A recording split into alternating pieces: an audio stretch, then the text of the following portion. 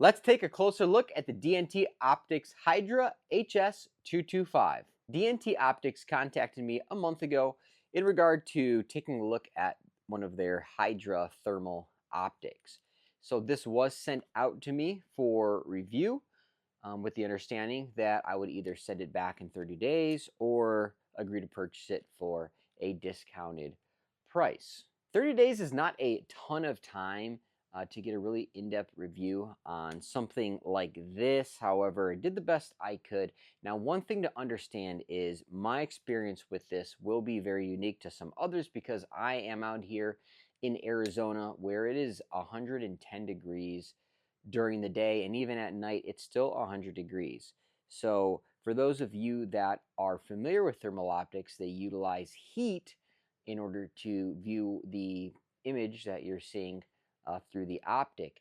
And the hotter it is, the more difficult it is and the less contrast you're going to see in between objects out there, especially when you're looking out in the desert and there's a lot of brush and things of that nature kind of surrounding what it is that you're trying to look at. Now, for those of you that are going to be using this in a colder environment, colder than 100, 110 degrees, you're going to get a much clearer image than what you're going to see from me today, so just keep that in mind. Let's start off with a quick overview of this optic. Like I said before, the Hydra HS225 is a thermal optic, and this is a 3-in-1 optic. So you can mount this to your firearm as just a normal optic with a reticle. You can also use this in front of an existing optic as a clip-on, and you can also use it handheld as just a thermal imaging device. The price on these on the DNT website is $1,000. They do have a coupon on the page that you'll see where you can get 10% off, which makes it $900. And if you look on the other websites that I've seen this, such as Amazon and some others out there, they're all running about $900, which is a pretty reasonable price for a thermal optic. And I would like to note that there are 3 different versions of this. The 225 is the lower cost option, but they do have 3 different tiers. The more you pay, the better that thermal resolution is going to be. The eye relief with this mounted on my rifle is pretty similar to a 3x magnified optic, which is the lowest amount of magnification that this has. So it does work fine in regard to eye relief. It comes with an eye cup. I personally did not use the eye cup, but if you're out there at night and you don't want that light kind of shooting out, then you might want to use that rubber eye cup on there, but it's not required. It did include this mount right here. And just for reference, this is the front of the optic where I have the cap here. But this mount, it works fine. There are not a ton of mounting options out there. It looks almost like an ACOG mount, but it's not. It's slightly different. Now, they do recommend a American Defense quick detach mount on their website, DNT that is. And that particular mount is for a bipod, so it's kind of a odd footprint in my opinion. I think if they would have went with an ACOG footprint, which again it's very similar to but just different enough for it to not work, if they would have went with the ACOG footprint, there would be a ton of different mounting options for this. But I was able to use the mount it came with pretty effectively. If you look at the images, it runs it the opposite way. The problem I had with that is when you're running this as a clip-on out in front of an optic, it doesn't give you a whole lot of rail space to work with. So I found kind of flipping it in this orientation, you can kind of see I'm only using 2 of the screws to keep it attached, which is just fine. And it's actually, I think, either the same amount or 1 extra screw than that American Defense mount would use to attach this. But it works fine this way, a little bit more of a compact footprint when you're mounting it on your firearm. And you can see this mount is cantilevered. However, there's not a whole lot of space here. So if you were wanting to run this over like a rear sight, it's just not going to fit unless you're running this on some sort of 1913 riser. This is IP67 waterproof, and it does feel fairly rugged. I just weighed it in its current configuration here, and it comes in at 1 pound 3 ounces. And you'll notice I have this like goon tape here, and I'll take it off now, but I was noticing while shooting, this cap pops open very easily. So if this is open, I would assume that it's no longer IP67 waterproof. I'm not sure, but really the only way to keep this cap shut is to tape it shut, because just any little tap pops it right off. I think maybe like a screw in or something along those lines would be a better option to keep that sealed up tight. And if you look on top, there are 4 buttons. Your power button, and then these 3, they're kind of multi-use buttons. This top one here with a magnifying glass, if you tap that once, it is going to go through your different magnifications from 3x all the way to 12x.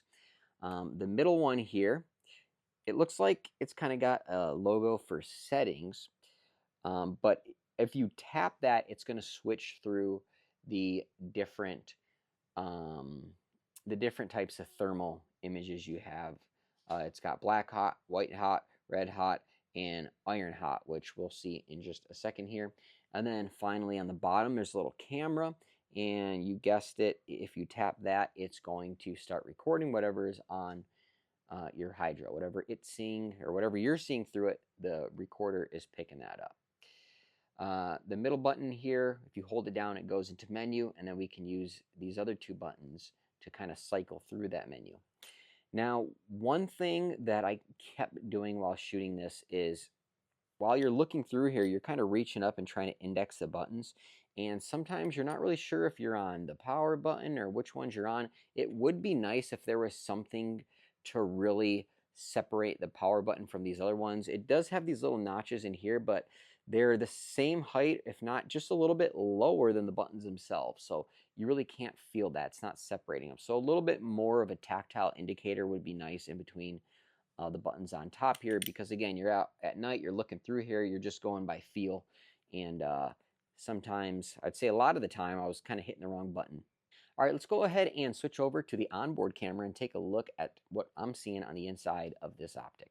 All right, so we're recording, and I currently have the cap closed. If I open it up, again, this is on 3x magnification, so up here in my house, you're not going to see a whole lot of definition.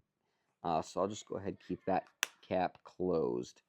Now, if I hit that button closest to me, that's the record button, so I'm not going to hit that again. But the middle button, if I tap that, here's our black hot, which you'll see a little bit later. Red hot, iron hot. This is kind of, think of like the Predator films. And then white hot, black hot, red hot, and iron hot. Those are your 4 different settings there. Now, if I hit the button closest to the power button, you can see up in that top right corner, it's shifting through our different magnifications from 3 to 12x. And now if I hold down that middle button, that's going to bring us to our menu. So you can see here, the first option is clip-on. So if you're running this as a clip-on, you would just select this, and it turns off your reticle, and it also puts everything a little bit closer to the middle of the screen. My guess is that is so that you could see it more easily when looking through a separate magnified optic. I'm going to go ahead and turn clip-on off. All right, so when you see that reticle in the middle there, you are not on clip-on.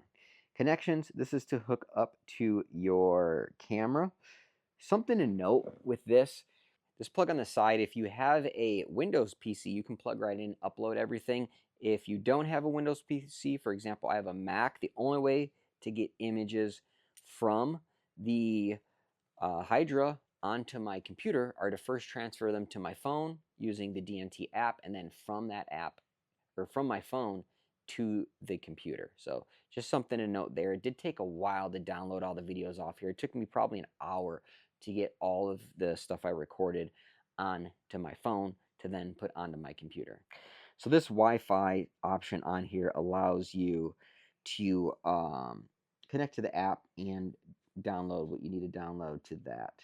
All right, so back to the menu here, we have our reticle zeroing So you have multiple zeroing profiles, meaning that if you put this on different firearms, theoretically, you could have it zero to each firearm, assuming it returns to 0 every time.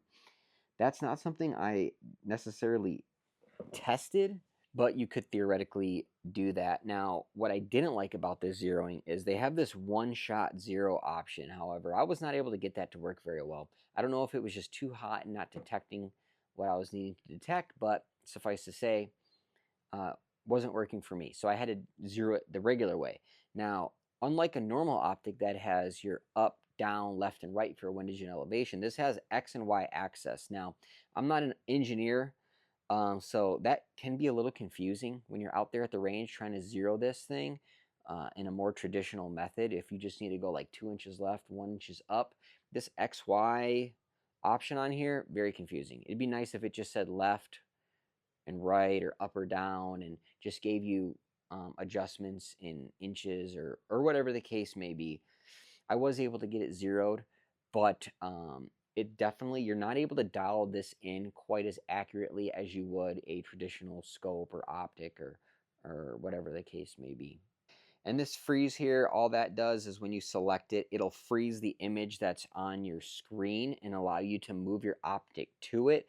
The downside of that is you have to hold it perfectly still while still pressing this button. And it's really kind of tricky to get that to just be perfect. Like I said, it's not as precise as a traditional scope or other type of optic, but it gets the job done. So we'll go ahead back out of here and we'll get into our reticle settings. Now the reticle settings is very cool. There's a lot of different reticles to choose from. So right here I just have this they don't have names for the reticles. It would be nice if they did.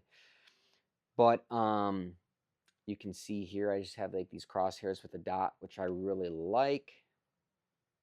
Just a little X, this X with a square, kind of like, I guess, similar to like an EOTech kind of vibe. And then same thing with crosshairs, hide if you want no reticle. And then at the top here, you got 2 first focal planes. Now, one of these I'd imagine is mil radian or MRAD, and the other I'm guessing is going to be MOA. And then they are first focal plane. So as you zoom, those numbers will change to reflect the adjustments based on how much you're zoomed in, which is kind of cool. You can see there the different numbers as I switch through. And then got a crosshair with 4, that crosshair, and then I'm just going to leave it on here. I kind of like that one. So, and then you can run whatever colors you want: red, green, yellow, black, which if it's really bright, that'll work good. And then white, I guess, if it's really dark. I'm going to leave it on red, and we'll back out. And now we are on picture in picture. So picture in picture, pretty simple. It just gives you a zoomed in version of whatever you're looking at in that picture in picture mode.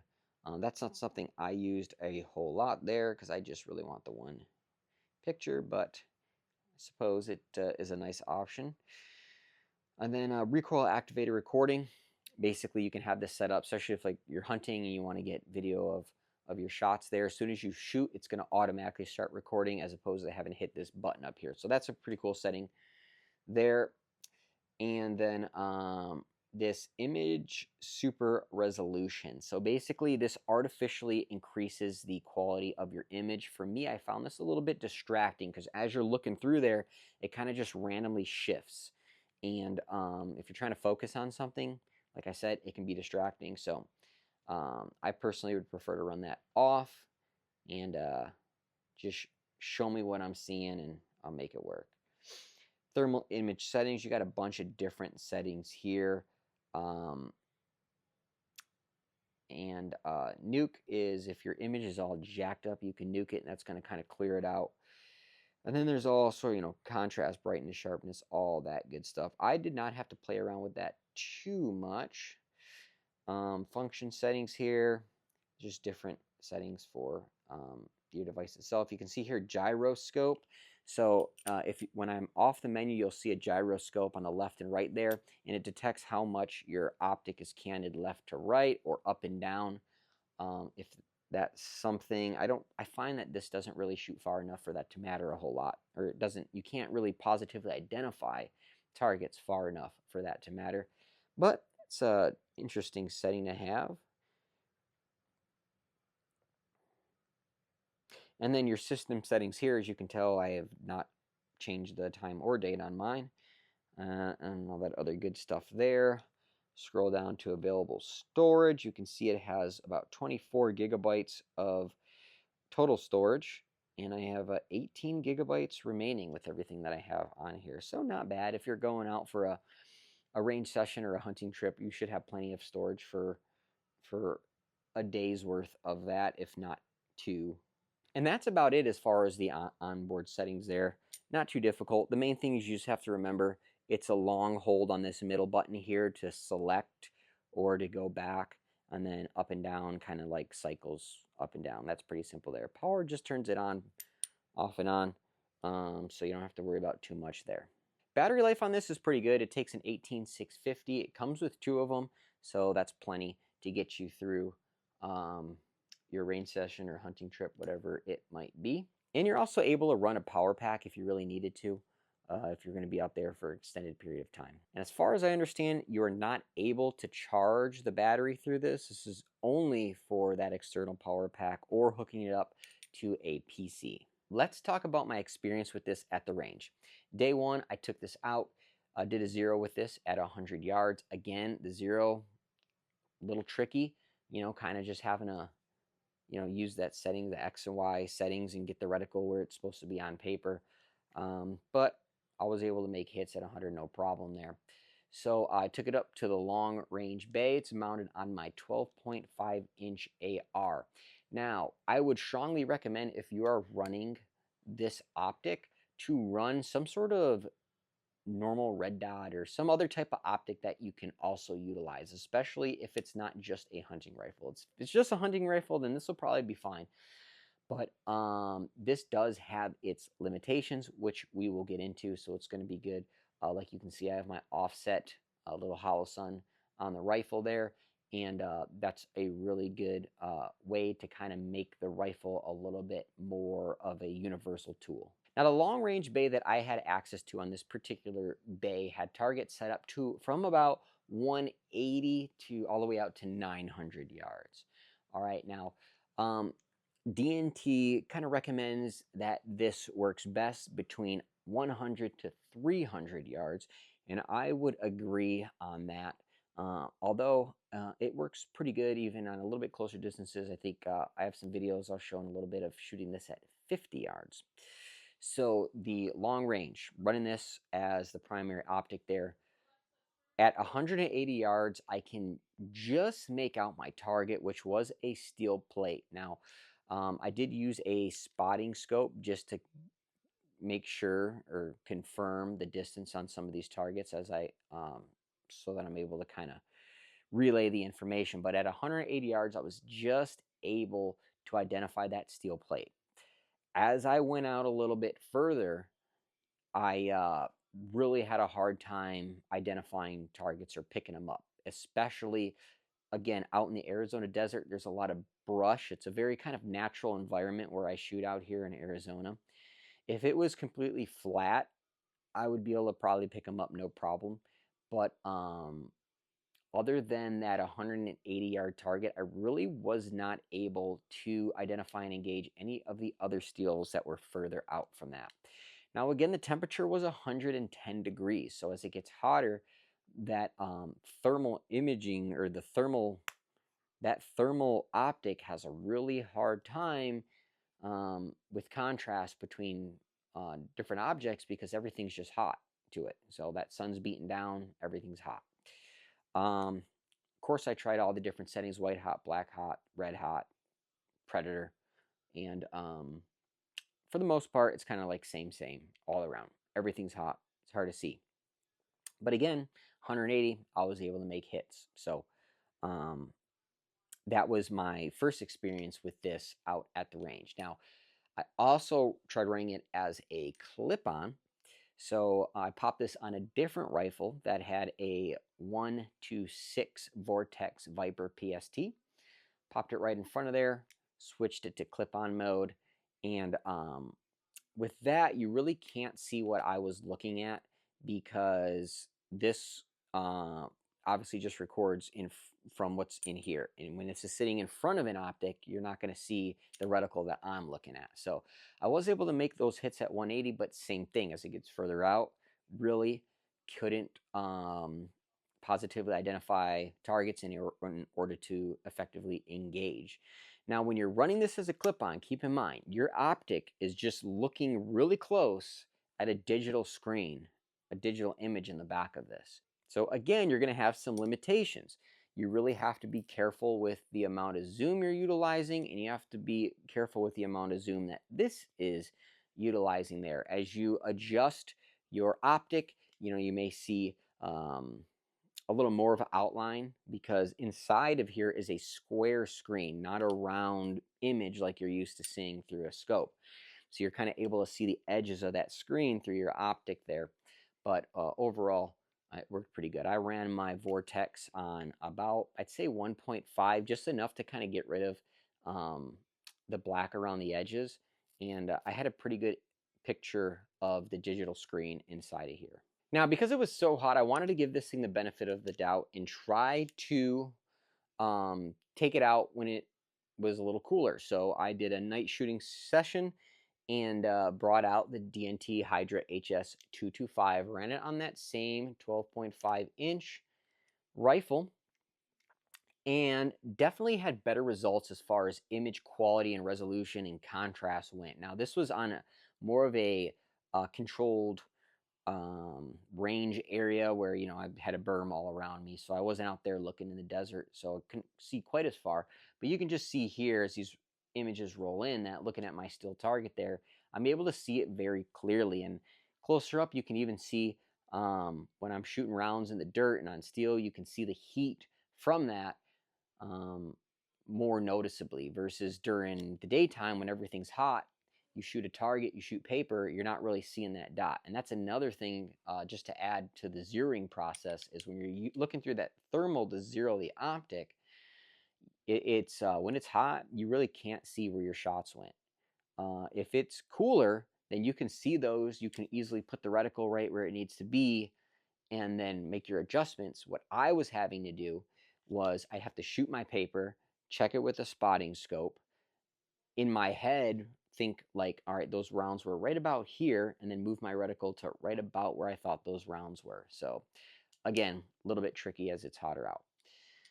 So nighttime worked a lot better. I even tried some rounds closer up just for the heck of it. This was at 7 yards, and I wouldn't recommend using this at 7 yards. I just wanted to kind of see what it looked like, but you can really see those hits on paper up close there at 7.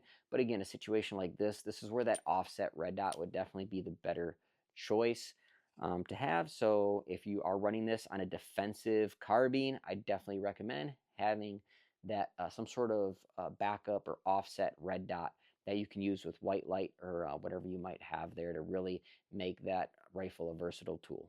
And then as I was leaving the range, I did kind of stop, pull off on the side of the road because the area which I shoot is, there's a lot of kind of just bare desert around there. So I got out, got on the bed of my truck, and I was just kind of using this as a handheld unit. And you can see the images here. You can see it a lot more clearly. Again, this is at nighttime, and I'm looking out maybe, probably close to 300 yards on that 3x zoom, and you're able to see the contrast a lot better at night. So if you could just imagine this in an environment that's 80 degrees down to 50 degrees, this is going to be a lot more effective than if it's 110 degrees. So final thoughts with the HS225. I think for the price, this is a great entry level option into the thermal world. If you're going to be using this for hunting, this is a great choice. If you're going to be using this for defensive purposes, I would strongly recommend, again, utilizing some sort of optic that's not thermal, just like a red dot or a scope or something that you're able to kind of use both. So maybe one's on an offset or whatever the case may be, to give yourself an option other than thermal, because your thermal is going to be limited. And if you're just using this as a handheld device for either surveillance, or you are checking out an area, maybe you're spotting for your upcoming hunting trip, it's going to work good for that. Just keep in mind that within as you get really close, that 3x zoom is going to make it difficult to see stuff that's, I'd say, maybe like 25 yards and in. But even at 50 yards, not bad. 100 to 300 is really I think the money spot for that 3x zoom. So that will probably work really good for you. Let me know what you think about the DNT Optics HS225 Hydra down in the comments below, and thanks for watching.